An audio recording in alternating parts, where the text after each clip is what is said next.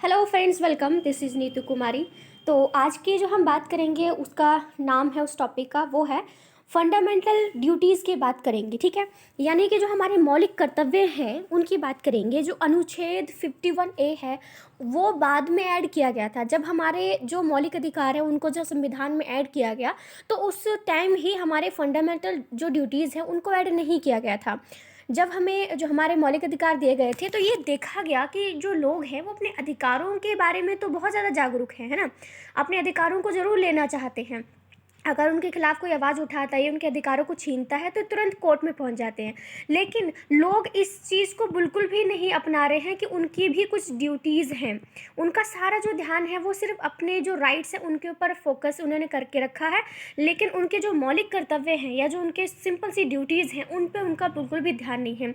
इसलिए बाद में जब हमारे संविधान निर्माताओं ने इस बात पर ध्यान दिया तो उन्हें लगा कि हमें लोगों के लिए कुछ जो मौलिक हमारे कर्तव्य हैं उनको भी हमें ऐड करना चाहिए, ताकि लोग अपने अधिकारों का भी अच्छे से उपयोग करें, लेकिन साथ साथ में उनके जो ड्यूटीज़ हैं, उनके जो कर्तव्य हैं उनको भी निभाएं। इसलिए बाद में आप यहाँ पे देख भी सकते हैं कि जो हमारा अधिनियम है सॉरी, माफ़ कीजिएगा, 1976 की 42 जो संशोधन था किया गया था और उसके बाद 51A जो है उसको ऐड किया गया अनुच्छेद को। और उसमें कहा गया कि हमें जो हमारी पब्लिक है, इंडिया के जो नागरिक हैं, उनको हमें फंडामेंटल ड्यूटीज़ भी देनी है। आपको पता है हमारा संविधान जो है कब लागू हुआ, और आप ये डेट भी देख सकते हैं आप, ठीक है, 1976, यानी कि जब हमारा संविधान लागू हुआ उसके बहुत सालों बाद, यानी कि 1976 के बाद हमने जो है वो अनुच्छेद 51A को जोड़ा और उसमें हमने लोगों के लिए जो फंडामेंटल ड्यूटीज़ हैं उनको जोड़ा गया था। ये विचार बहुत सामान्य है। अगर नागरिक कुछ अधिकारों का आनंद अपने मौलिक अधिकारों के रूप में मानते हैं तो उनसे ये उम्मीद की जा सकती है कि वह बड़ी इनायत से मौलिक फ़र्जों को भी मान्यता देंगे। यानी कि जब हमने संविधान में जो मौलिक अधिकार हैं उनको रखा तो लोगों ने बहुत ही अच्छे से उसका रिस्पॉन्स दिया कि हाँ, हम भारत में रहते हैं तो हमें ये सारे अधिकार मिले हैं।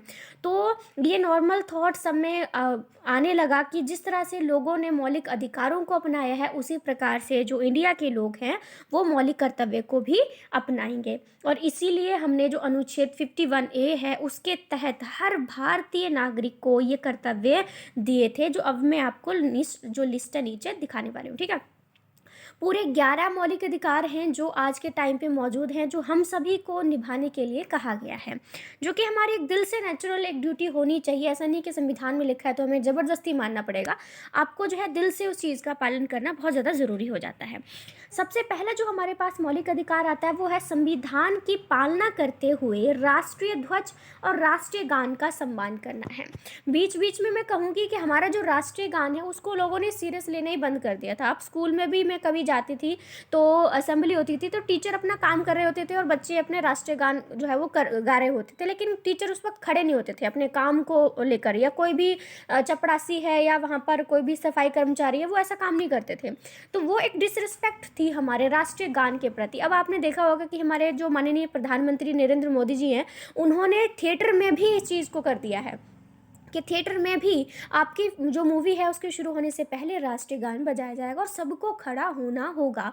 ठीक है, तो ये चीज़ उन्होंने कर्तव्य में कही है कि हमें हमारा जो राष्ट्रीय झंडा है उसकी पालना करनी है। 15 अगस्त हो, 26 जनवरी हो, बड़े हाथों में हम झंडे लेके घूमते हैं और उससे अगले दिन क्या होता है वो नीचे पड़े हुए होते हैं। तो हमें वो काम नहीं करना है। हमने अगर झंडा 26 जनवरी या 15 अगस्त को हमने उसका यूज़ किया है, उसको फहराया है, उसको गले लगाया है, तो हमें अगले दिन या तो उसको हमने अपने घर में कहीं पे समेट के अच्छे से रख देना है। उसको ऐसे धरती पर जो है वो इस तरह से नहीं करना, वो उसकी बेइज्जती हो जाती है। तो पहला तो यही बोला है कि हमें हमारा जो राष्ट्रीय झंडा है उसका सम्मान करना है और राष्ट्रीय गान जो है उसका भी सम्मान करना है। दूसरा बोला है कि जिन महान आदर्शों ने स्वतंत्रता के लिए राष्ट्रीय संघर्ष को प्रेरित किया, ठीक है, तो आनंद लेते हुए पालन करना। यानी कि हमारे ऐसे बहुत सारे आदर्श थे जिन्होंने हमारी जो फ्रीडम है उसके लिए हमें राष्ट्रीय संघर्ष करने के लिए मोटिवेट किया। जैसे हमारे, अगर मैं महात्मा गांधी जी की बात करती हूँ, उन्होंने अहिंसा को बोला, सत्य को बोला। तो माफ़ कीजिएगा, ये क्या है, ये हमारे कुछ राष्ट्रीय आदर्श हैं जिन्होंने उस टाइम के लोगों के अंदर एक राष्ट्रीय भावना पैदा करी, एक राष्ट्रीय संघर्ष की भावना पैदा करी कि हमें अपने देश को आज़ाद करवाना है। ठीक है, तो हमें जो पुराने आदर्श हैं, जो पुराने लोग हैं जिन्होंने हमारे देश की आज़ादी के आज़ाद करवाने में अपना इम्पोर्टेंट रोल प्ले किया है, तो हमें उनका भी सम्मान करना है। तीसरा पॉइंट है भारत की प्रभुसत्ता, एकता और अखंडता की रक्षा करनी है। भारत की प्रभुता, भारत की प्रभुता का मतलब ये है कि भारत अपने आप में स्वतंत्र है, किसी और देश का इसके ऊपर कंट्रोल नहीं है। अब भारत क्या है, पूरी तरह से फ्रीडम का अपना जो है वो निभा रहा है, पूरा फ्री है, कोई और देश इसको आके नहीं चला रहा है। ठीक है, क्योंकि अब हम देखें अपने 1947 से पहले की देखें तो हमारा भारत देश आज़ाद नहीं था, हमारे देश को चला कोई और रहा था। लेकिन जब हमने भारत देश अपना आज़ाद करवा लिया तो अब हम क्या थे, हम पूरे प्रभु सत्ता हो चुके थे, यानी हमारी जो है हमारी खुद की सत्ता थी। एकता, एकता बहुत ज़रूरी है, चाहे किसी भी धर्म, जाति, वर्ग, महिला, पुरुष कोई भी हो, सभी के बीच में एकता का होना बहुत ज़रूरी है, वो हमें करनी है। फिर है अखंडता, अखंडता का मतलब ये है कि हमारा देश जो है कई सारे खंडों में बटा हुआ है। मैं ऐसा इसलिए कह रही हूँ क्योंकि हमारे देश में अलग अलग कल्चर हैं, अलग अलग धर्म हैं, अलग अलग जातियाँ हैं, अलग अलग वर्ग के लोग हैं, अमीर हैं, गरीब है, किसान है, कोई कुछ और वर्ग है, कोई व्यापारी वर्ग है। यानी हमारा जो देश है ना वो बहुत सारे खंडों में, बहुत सारे भागों में, बहुत सारे पार्ट्स में डिवाइडेड है। लेकिन इन सभी जो डिवाइडेड हो चुका है हमारा भारत, इसको पॉजिटिव वे में हमें देखना है और सभी का सम्मान करना है, चाहे कितने भी धर्म हो, चाहे कितनी भी जातियाँ हों, हमें सभी को जो है वो बनाए रखना है। ओके, उसके बाद है देश का बचाव करेगा। देश का बचाव ज़रूरी है, जब हमें ज़रूरत होगी अपने देश के लिए लड़ने की तो हमें पीछे नहीं हटना कि ना जी हमें तो इस तरह की युद्ध लड़ने का या किसी से पंगा लेने की कोई ज़रूरत नहीं है, सरकार का काम है, ऐसा नहीं करना है हमें। ठीक है, अगर कोई दूसरा देश हम पर हमला करता है तो हमें चाहे कोई चीज़ आती हो चाहे ना आती हो, हमें वहाँ पर सपोर्ट के तौर पर खड़े होना है और लड़ना भी है देश को बचाने के लिए। उसके बाद नेक्स्ट पॉइंट है भारतीय लोगों में आम भाईचारे को बढ़ावा देना है। इंडियन जो लोग हैं उनके आपसी रिलेशन बहुत अच्छे होने चाहिए। अंग्रेजों ने, जब अंग्रेज आए थे, इन्होंने सबसे पहली चीज़ यही देखी थी कि यहाँ इंडिया में लोग अपनी जाति और धर्म, इन दो चीज़ों को लेकर बहुत ज़्यादा ही पॉजेसिव हैं। अगर इसी के नाम पर उन लोगों को भड़का दें तो आराम से लोगों को बांटा जा सकता है, और ऐसा उन्होंने किया भी था। फूट डालो राज करो की नीति उन्होंने अपनाई और वो सक्सेसफुल भी हुए। आज भी मैं कहूँगी कि इंडिया में ऐसा पॉसिबल है। एक धर्म का कोई भी चाहे झूठ ही कह दे दूसरे धर्म के बारे में, तुरंत हमारे दंगे फसाद खड़े हो जाते हैं। तो उन्होंने सीधा बोला है कि हमें इंडिया के जो लोग हैं उनके बीच में एक ब्रदरहुड की फीलिंग लेके आनी है। ठीक है, उसके बाद है हमारे मिश्रित संस्कृति की समृद्ध विरासत की रक्षा करेगा। हमारी मिश्रित संस्कृति आपको पता ही है, हमारी एक कल्चर नहीं है हमारा। ठीक है, हमारे कल्चर्स हैं, बहुत सारी संस्कृतियां हैं हमारे पास, पुराने ज़माने में भी थी और आज भी बनी हुई हैं। तो हमें उनका क्या करना है, उसका उसका उसकी विरासत की रक्षा करनी है। ऐसा नहीं कहना, आजकल की युवा पीढ़ी तो यही कहती है यार ये पुराने ज़माने की चीज़ें, हम इसको फॉलो नहीं करते। अगर हम फॉलो नहीं करेंगे तो वो चीज़ ख़त्म हो जाएगी, और वो चीज़ ख़त्म हो जाएगी तो इंडिया की जो एक पहचान होती है कि हाँ जी इंडिया में ये कल्चर पाया जाता है, वही कल्चर ख़त्म हो जाएगा। तो आपको पता है हर देश की कोई ना कुछ ऐसी खासियत होती है जो जिस खासियत की वजह से वो देश जाना भी जाता है ना, कि अमेरिका में इस तरह से ये चीज़ होती है, या भारत में ये चीज़ के लिए भारत फेमस है। तो उन्होंने बोला है कि हमारे जितना भी कल्चर है हमें उस सभी का रक्षा करनी है, उसका सम्मान करना है। नेक्स्ट है प्राकृतिक वातावरण में सुधार और उसकी रक्षा करनी है। जो हमारा आपने पता है नेचुरल जो एक इन्वायरमेंट, जो प्रकृति भगवान जिसने हमें दिया हुआ है, हमें उसमें सुधार भी करना है और उसकी हमने रक्षा भी करनी है। उसको बिगाड़ना नहीं है, उसको बनाए रखना है। बल्कि ये वैसे ये वाला जो कर्तव्य है ये चल तो नहीं रहा है, क्योंकि ऐसा कुछ हो बिल्कुल भी नहीं रहा है आजकल के टाइम पे। तो उसके बाद है वैज्ञानिक सोच और जांच की भावना का विकास करना है। वैज्ञानिक सोच का मतलब ये है कि हमें अपनी जो रूढ़िवादी सोच होती है, जो अंधविश्वास वाली सोच होती है, उसके अकॉर्डिंग किसी चीज़ को हमें नहीं सोचना है। आपके सामने अगर कोई तथ्य रखा गया है तो आपने उस चीज़ को साइंटिफिक थॉट के अकॉर्डिंग सोचना है कि इसके पीछे के रीजंस क्या हैं। पहले आप कोई भी प्रॉब्लम आपके सामने है तो आपने रीज़न सोचना है, देन उसके बाद आपने उसका सॉल्यूशन देखना है। ठीक है, ऐसा नहीं है कि आपके सामने कोई प्रॉब्लम है तो आप सोचोगे नहीं, कोई बंदा बीमारी हो गया है तो आप कहेंगे नहीं इस पर तो भूत प्रेत चढ़ गया है। नहीं भाई, उसको सांस लेने में दिक्कत हो रही है तो आप डॉक्टर के पास जाइए, ऐसा नहीं किसी बाबा के पास जाइए। बहुत सारे लोग इंडिया में इसी बात को लेकर मारे जाते हैं क्योंकि इन्हें डॉक्टर के पास नहीं लेके जाया जाता, बाबे से झाड़ा जो वो करवाते हैं, और वो ऑफकोर्स उनके पास कुछ नहीं ऐसा होता कि वो ठीक कर सकें, ठीक है। उसके बाद है जांच की भावना। अगर कोई प्रॉब्लम है तो आपने पहले जांच करनी है। इंडिया के लोग ऐसे नहीं करते हैं ज़्यादातर, मैं सच बोलूँ तो, क्योंकि अगर कोई अपराधी पकड़ा गया है, कोई किसी आदमी पर इल्ज़ाम लग गया तो भीड़ उसे पीट पीट के मार डालती है।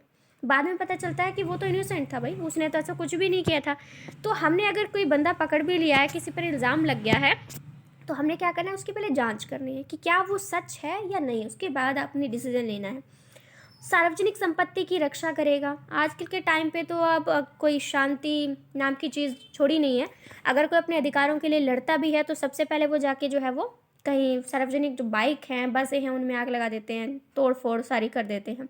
तो उन्होंने बोला है कि जो सार्वजनिक संपत्ति है आपने उसकी रक्षा करनी है। अगर कोई आंदोलन करना है, धरना धरो, और शांति धरना जो है धरो, पर नुकसान नहीं करना है, क्योंकि बाद में फिर आप ही से टैक्स जो है वसूला जाएगा और फिर उन चीज़ों को ठीक किया जाएगा, या फिर आप पे जुर्माना लगेगा, या फिर आपको जेल जाना पड़ेगा, ठीक है। नेक्स्ट जो हमारे पास लास्ट पॉइंट आता है वो है कि माता पिता का अभिभावक बच्चे को विद्या के सभी अवसर प्रदान करेगा। यहाँ पे स्पेशली जो है, जो माता पिता हैं उनके बारे में बातचीत की गई है कि अगर आपके लिए स्कूल खोले गए हैं, 6 से 14 वर्ष तक के बच्चों को free and compulsory education government ने ये प्रावधान किया हुआ है, तो आपने जो है वो बच्चे को स्कूल भेजना है, चाहे आपके घर में कोई लड़की है चाहे कोई लड़का है। अगर गवर्नमेंट आपको सारी फैसिलिटीज़ दे रही है, खाना पीना, वर्दी, स्कूल, किताबें, सब कुछ मिल रहा है, तो पेरेंट्स की ये जिम्मेदारी है कि अपने बच्चों को एजुकेशन के जो अवसर है प्रदान करें। अगर बच्चा 6 से 14 वर्ष के भीतर हो तो माता पिता या अभिभावक उसकी व्यक्तिगत और सामूहिक गतिविधि के सभी क्षेत्रों में उत्कृष्टता की दिशा में प्रयास करेगा। यानी कि बच्चा कोई 6 से 14 वर्ष तक का हो चुका है तो चाहे माता पिता हो, चाहे उसका कोई और गाइडेंस उसको कर रहा हो, ठीक है, उसको देखभाल कर रहा हो, तो बच्चे की जो पर्सनल और जो उसके ग्रुप में जो एक्टिविटीज़ हैं, यानी कि सारे क्षेत्र में आप जानने की कोशिश करेंगे कि बच्चा इस लेवल पर क्या चीज़ें कर रहा है या उसे किस चीज़ की ज़रूरत है। ओके, तो ये हमारे कुछ 11 मौलिक कर्तव्य हैं जो हमें सब फॉलो करने तो चाहिए, क्योंकि ये तो है हमारे पास कि जो चीज़ें लिखी होती हैं उसमें से आधी चीज़ें तो जो नॉर्मल लोगों के अंदर जो इम्प्लीमेंट होनी चाहिए वो नहीं हो पाती है, बट ये हमें पता होनी चाहिए। ये जो चीज़ें हैं ना, ये वैसे तो नहीं मैं कहूँगी कि एमसीक्यू क्वेश्चन में आपको पूछी जाएंगी कि ये 5वां कौन सा था मौलिक अधिकार, या 6वां कौन सा, ऐसा कुछ नहीं है, बट ये है कि आपको लिखने के लिए आ सकता है। आप 9th 10th में हो, चाहे आप बीए बीएड कर रहे हो, चाहे डीएलएड कर रहे हो, चाहे बीए में हो, ग्रेजुएशन कर रहे हो, ये टॉपिक ऐसे हैं जो कि बने रहते हैं, क्योंकि ये चीज़ें कभी बदलती तो है नहीं भाई, और आपको हमेशा ही कुछ ना कुछ इनको देखने को मिल जाता है, ठीक है। तो अगर आपको सेशन अच्छा लगा हो तो वीडियो को लाइक शेयर सब्सक्राइब, ये आपको अच्छा लगता है तो आप कर सकते हैं। So thank you so much, thank you.